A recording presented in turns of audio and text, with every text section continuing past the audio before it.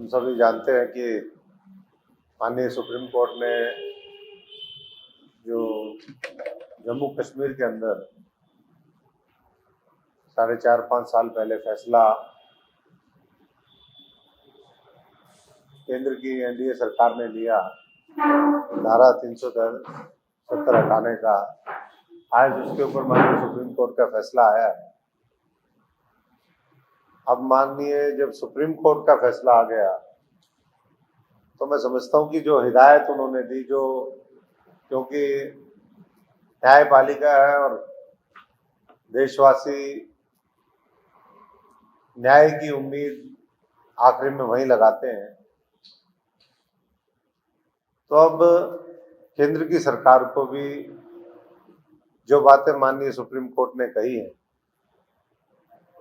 उनको जल्दी अमल में लाना चाहिए। और जल्दी अमल में लाने का जो सबसे मुख्य जो उन्होंने बात रखी वो यही रखी कि अब जल्द से जल्द जम्मू कश्मीर के अंदर 2024 सितंबर से पहले चुनाव हो और वहाँ पर लोकतंत्र की बहाली हो।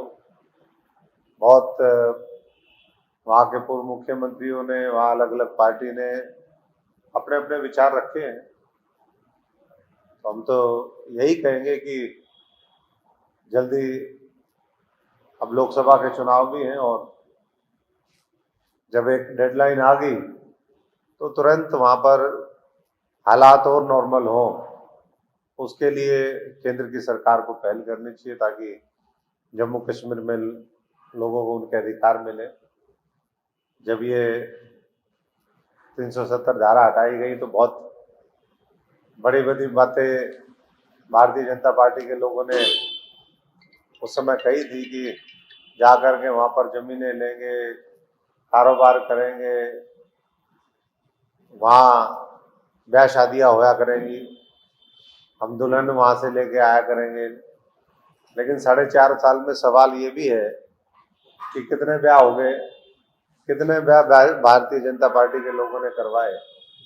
तो वो सारी बातों को दरकिनार करते हुए अब तुरंत वहाँ पर चुनाव हो, ये मैं समझता हूँ कि पूरा देश आज जो फैसला आया उसके ऊपर लंबे समय से पूरे मुल्क की निगाहें टिकी हुई थी कि माननीय सुप्रीम कोर्ट क्या फैसला देगा। और मुख्य जो बात कही वो यही कही कि भाई जब हमारा देश संप्रभु है तो उसके अंदर कोई और दूसरा कायदा कानून नहीं चल सकता है, तो उसके अलग से कोई जम्मू कश्मीर अगर संप्रभुता की बात कहता है पुराने हवाले दे करके तो बात नहीं होगी। और मैं समझता हूँ कि ऐसे में आगे एक लैंडमार्क जजमेंट ये है और देश की एकता, अखंडता, देश की संप्रभुता वो अक्षुण्ण रहे और ये देश आगे बढ़े। सब दलों को मिलकर के, संपूर्ण देशवासियों को मिलकर के और खासतौर से जम्मू कश्मीर के जो अक़लियत है, वहाँ के लोग हैं, उनको मिलकर के ये प्रयास करना चाहिए। दूसरा, आम आदमी पार्टी की बदलाव यात्रा वो 15 तारीख से शुरू हो रही है और जैसा बताया भी गया होगा और आप लोगों के संज्ञान में भी होगा कि 4 जगह से ये यात्रा शुरू होगी। 15 तारीख से लेकर के 24 तारीख तक ये यात्रा पूरे हरियाणा के 10 के 10 लोकसभा क्षेत्रों में 90 की 90 विधानसभाओं में जाएगी। और 4 जगह से सुशील गुप्ता जी वो फरीदाबाद से शुरू करेंगे, जिसका समापन जींद की धरती पे होगा। मैं सिरसा से शुरू करके भिवानी में यात्रा को समाप्त करूंगा, संपन्न करूंगा। निर्मल सिंह जी कालका से शुरू करके पानीपत तक आएंगे। अनुराग जी महेंद्रगढ़ से लेकर के कैथल तक, और इसमें हर व्यक्ति 20 से 25 जो है वो विधानसभाओं को 10 दिन के अंदर कवर करेगा और पूरी पार्टी उसकी तैयारियों में लगी है। और ये होने के बाद जनवरी महीने के अंदर एक महारैली भी होगी जो जींद में होगी। तो अब आम आदमी पार्टी पूरी तरीके से इलेक्शन मोड में है और 2024 के अंदर विधानसभा लोकसभा चुनाव के अंदर आम आदमी पार्टी सरकार बनाए, नए लोगों को उसमें मौका मिले, प्रदेश में आज जो हर वर्ग दुखी है उससे उसको मुक्ति मिले, ये आम आदमी पार्टी का संकल्प है।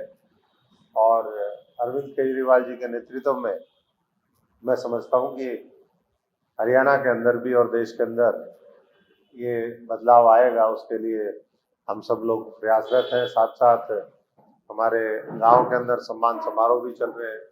जो पदाधिकारी गांव के स्तर पर हम लोगों ने पीछे जिनको नियुक्त किया था वो अपने अपने जिम्मेदारी निभाने में लगे हुए हैं।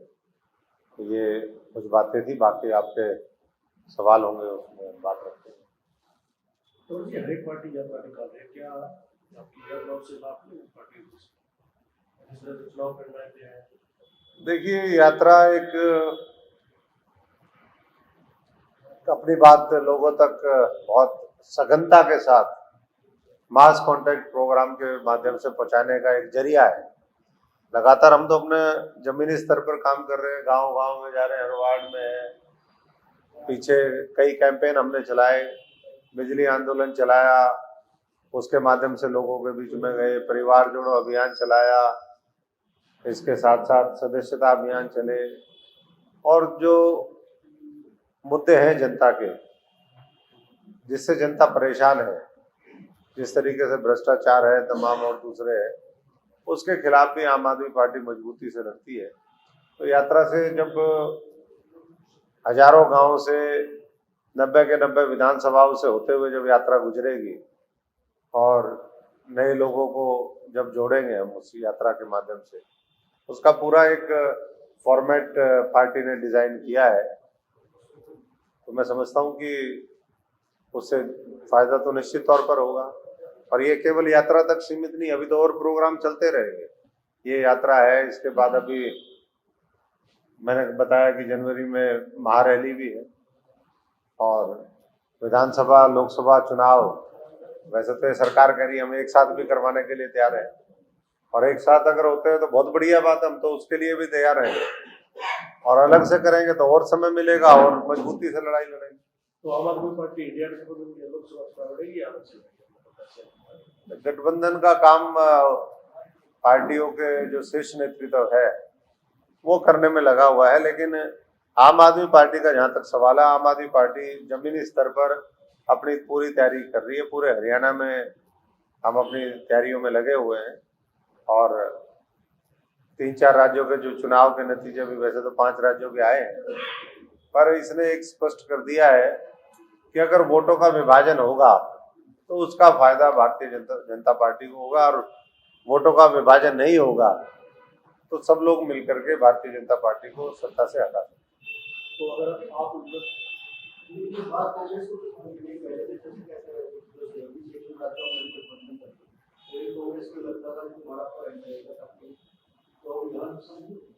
बिल्कुल नुकसान हुआ। कांग्रेस ने चाल चली थी, चाल ये चली थी कि भाई हम ये जो 5 राज्यों के चुनाव हैं इसमें से कम 3-4 जगह जीत जाएंगे और फिर जो है हमारी दादागिरी चलेगी इंडिया गठबंधन में। लेकिन वो उल्टा पड़ गया मामला। अब गठबंधन के अगर सहयोगियों को कोई अखिलेश वखिलेश कहेगा, किसी को धोखा देगा, आम आदमी पार्टी के साथ भी यही हुआ। आम आदमी पार्टी को लास्ट तक धोखे में रखा, ये कहा कि हम विधानसभा चुनाव में भी गठबंधन करेंगे, और वहीं के नेताओं ने ये बातें कही और लास्ट में जो है, क्योंकि आम आदमी ने भी अपना कैंपेन उस तरीके से उसको रोक दिया था, तो मैं समझता हूँ कि आगे अब ये लोकसभा चुनाव में इस तरह के गलतियां ना हो, ये सब लोगों को मिलकर के सुनिश्चित करना चाहिए। और आम आदमी पार्टी उसमें, अरविंद जी ने कहा कि हमारा तो लक्ष्य यही है कि ये जो देश है ये दुनिया में सबसे ताकतवर बने, और उसके लिए अच्छी नीतियों की आवश्यकता है, अच्छे नेतृत्व की आवश्यकता है, और वो मिलकर के इंडिया गठबंधन दे सकते हैं।